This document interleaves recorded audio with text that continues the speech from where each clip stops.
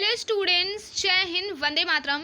स्वागत है आप सभी का जीएस विद सीवी में हर कदम सफलता की तरफ। तो गाइस, आज का जो हमारा सेशन है जीएस प्रैक्टिस क्लास है, क्लास 5th होने वाला है।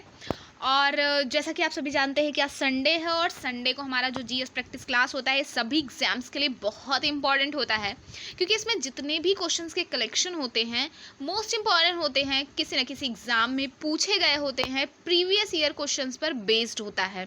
ठीक, तो आइए देखते हैं।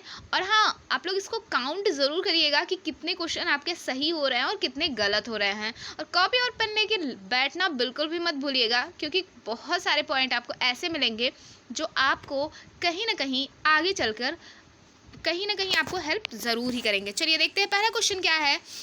पहला क्वेश्चन कह रहा है कि ज्ञान प्राप्ति के बाद गौतम बुद्ध ने अपना प्रथम उपदेश किस नगर में दिया था। तो इसका सही जवाब क्या हो जाएगा? इसका सही जवाब हो जाएगा सारनाथ में।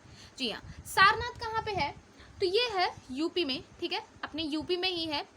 और कहते हैं कि जब भगवान बुद्ध को ज्ञान प्राप्त हुआ, उन्होंने क्या किया? सबसे पहले उपदेश दिया 5 ब्राह्मणों को। ठीक है, 5 ब्राह्मणों को उपदेश दिया। कहाँ पे? सारनाथ में। और ये जो कुशीनगर है, कुशीनगर क्यों फेमस है?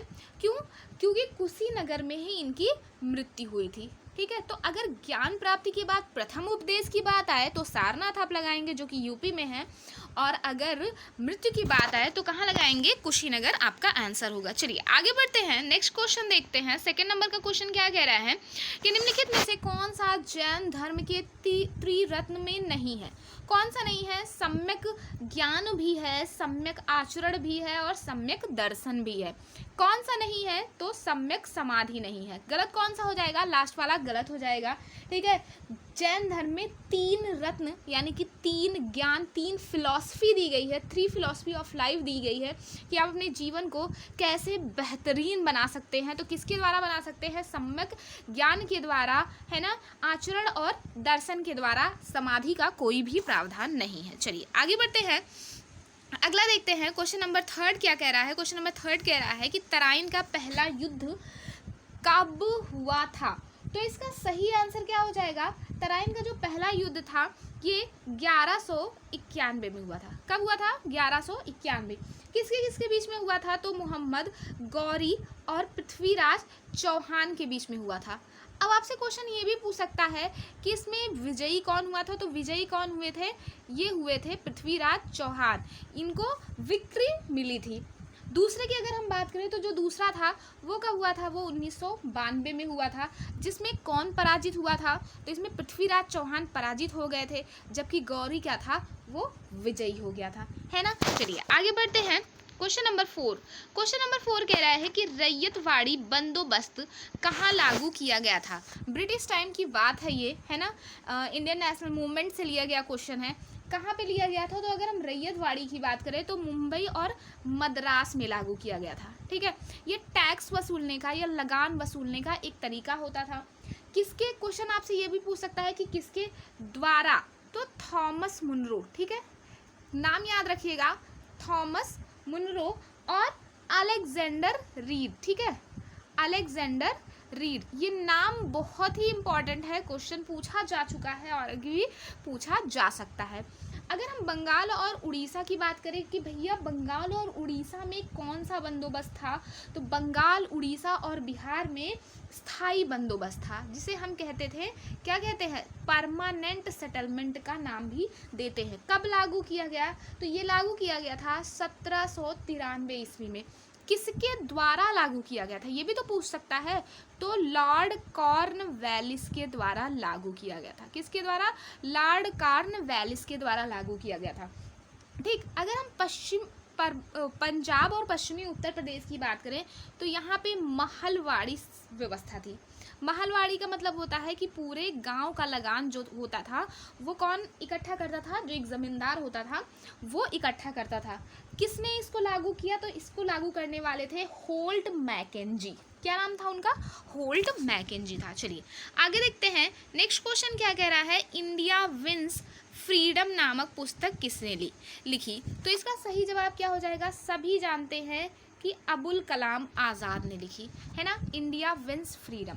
दादा भाई नौरोजी की पुस्तक क्या थी? तो इनकी जो पुस्तक थी उसका नाम था poverty and un British rule in India. ठीक है, un British rule in India किस पर बेस्ड थी? तो ये वेल्थ ऑफ ड्रेन पे थी, है ना, धन की निकासी से संबंधित थी। बड़ा धीरे से, बहुत आराम से दादा भाई नौरोजी ने क्या किया, उन्होंने अंग्रेजों पे व्यंग किया कि un British poverty and un British rule in India. ठीक है, महात्मा गांधी की अगर हम पुस्तक की बात करें तो जो महात्मा गांधी की प्रसिद्ध पुस्तक की थी, एक तो थी कौन सी, पाथवे टू गॉड, है ना, पाथवे टू गॉड, और दूसरी इनकी फेमस पुस्तक कौन सी थी, माई एक्सपेरिमेंट विद ट्रुथ। चलिए आगे चलते हैं, नेक्स्ट क्वेश्चन देखते हैं। भारत और थोड़ा सा मिस्टेक हुआ है यहाँ पे, भारत और श्रीलंका होगा। ठीक है, भारत और श्रीलंका किसके द्वारा अलग होते हैं? तो किसके द्वारा अलग होते हैं? ये अलग होते हैं पाक जल संधि के द्वारा, है ना। तो भाई अगर हम 8 डिग्री चैनल की बात करें तो ये किसे किसे अलग करता है? तो ये अलग करता है मिनिकॉय। किसे? मिनिकॉय। अब मिनिकॉय कौन सी बला है? तो मिनिकॉय जो है ये लक्षद्वीप का एक, लक्षद्वीप पे ही एक द्वीप है। ठीक है, तो मिनिकॉय को किससे अलग करता है 8 डिग्री चैनल?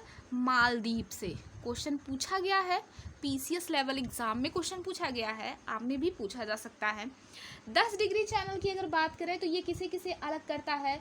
ये अलग करता है अंडमान और निकोबार को। ठीक है, अंडमान और निकोबार को अलग करता है। 9 डिग्री की अगर हम बात करें तो 9 डिग्री किसे किसे अलग करता है? ये अलग करता है इंदिरा पॉइंट, यानी कि जो कि कहाँ पे है?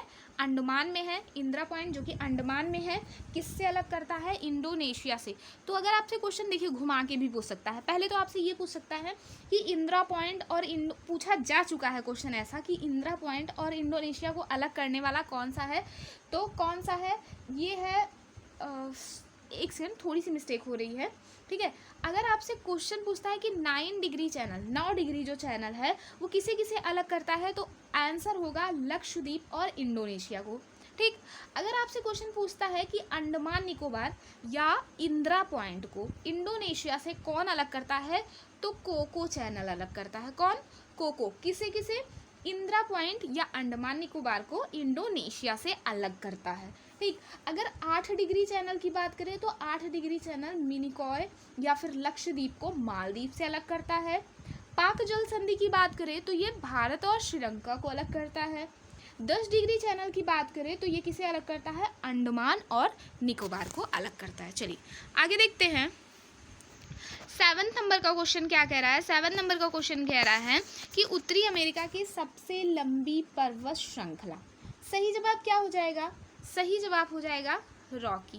ठीक, अगर यहीं आपसे क्वेश्चन पूछ ले कि दक्षिणी अमेरिका की सबसे लंबी पर्वत श्रृंखला, तो क्या हो जाएगा? एंडीज। ये एंडीज है। ठीक है, और अगर आपसे पूछे यूरोप की सबसे लंबी पर्वत श्रृंखला तो कौन सा हो जाएगा? आल्प्स हो जाएगा। आल्प्स कहाँ है? यूरोप में है। ये कहाँ पे है? ये दक्षिण अमेरिका में है। और रॉकी कहाँ पे है? तो रॉकी जो है ये उत्तरी अमेरिका में है। ठीक है, अगर हम ग्रेट डिवाइडिंग रेंज की बात करें तो ये कहाँ पे है? ये ऑस्ट्रेलिया में है। ठीक है, ऑस्ट्रेलिया में है। एंडीज की सबसे ऊंची चोटी कौन सी है? तो एंडीज की सबसे ऊंची चोटी अकांकागुआ है। ग्रेट डिवाइडिंग रेंज की सबसे ऊंची चोटी की अगर बात करें तो माउंट कोशियस है। अगर ऑल्पस की सबसे ऊंची चोटी की बात करें तो माउंट ब्लांक है। जबकि रॉकी की सबसे ऊंची चोटी की अगर बात की जाए तो इसकी कौन सी है? अल्बर्ट है। ठीक है, कौन सी है? अल्बर्ट है। चलिए आगे देखते हैं, नेक्स्ट देखते हैं। 8 नंबर का क्वेश्चन है कि भूमध्य रेखा को 2 बार काटने वाली नदी कौन सी है? अगर भूमध्य रेखा को 2 बार काटने वाली नदी पूछे तो आप बताएंगे कांगो नदी। लेकिन अगर आपसे पूछे कि मकर रेखा को काटने वाली 2 बार कौन सी नदी है तो लिम्पोपो हो जाएगी। किसको काटती है? मकर रेखा को काटती है। कहाँ पे है? अफ्रीका में है। ठीक है, कांगो नदी कहाँ है? ये भी अफ्रीका में ही है। अगर जाम्बेजी नदी की बात करें तो विक्टोरिया फॉल, विक्टोरिया प्रपात जिसे हम कहते हैं, ये कहाँ पे स्थित है? अफ्रीका में ही स्थित है, जाम्बेजी नदी पे। ठीक है, लिम्पोपो नदी कहाँ पे है? तो ये मोजाम्बिक में है। चलिए आगे चलते हैं, नेक्स्ट क्वेश्चन देखते हैं 9 नंबर का। ग्लोबल जेंडर गैप इंडेक्स 2022 में भारत का कौन सा स्थान रहा है? तो अगर हम ग्लोबल जेंडर गैप इंडेक्स की बात करें तो फर्स्ट पे कौन रहा है? सॉरी, फर्स्ट पे कौन रहा है? आइसलैंड रहा है, ठीक है। फर्स्ट पे कौन? आइसलैंड हो गया। सेकंड पे कौन है? सेकंड पे फिनलैंड रहा है। थर्ड की बात करें तो थर्ड पे कौन रहा है? थर्ड पे रहा है नॉर्वे, ठीक है। अब हम इंडिया का स्थान देखते हैं, तो अगर हम 2022 की बात करें तो 2022 में भारत को जो स्थान है वो कितना है? 135 है। लेकिन अगर हम ये बात करें कि इसमें कुल देश कितने हैं, तो कुल देश कितने हैं? 146 है। कुल देश कितने हैं? 146 है, ठीक है। अगर हम 2021 की बात करें तो 2021 में कौन सा स्थान था?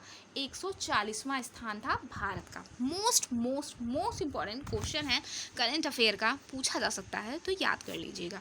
चलिए आगे बढ़ते हैं। गाइस, अगर आपको सेशन पसंद आ रहा होगा तो प्लीज़ चैनल को लाइक करना, सब्सक्राइब करना और अपने फ्रेंड सर्कल में शेयर करना बिल्कुल भी मत भूलिएगा। चलिए 10th नंबर का क्वेश्चन देखते हैं। वर्ल्ड हैप्पीनेस रिपोर्ट 2022 में भारत का स्थान कौन सा रहा?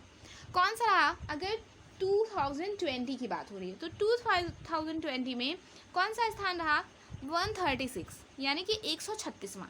लेकिन अगर हम 2021 की बात करें तो 2021 में इसका क्या स्थान था? 139वां था।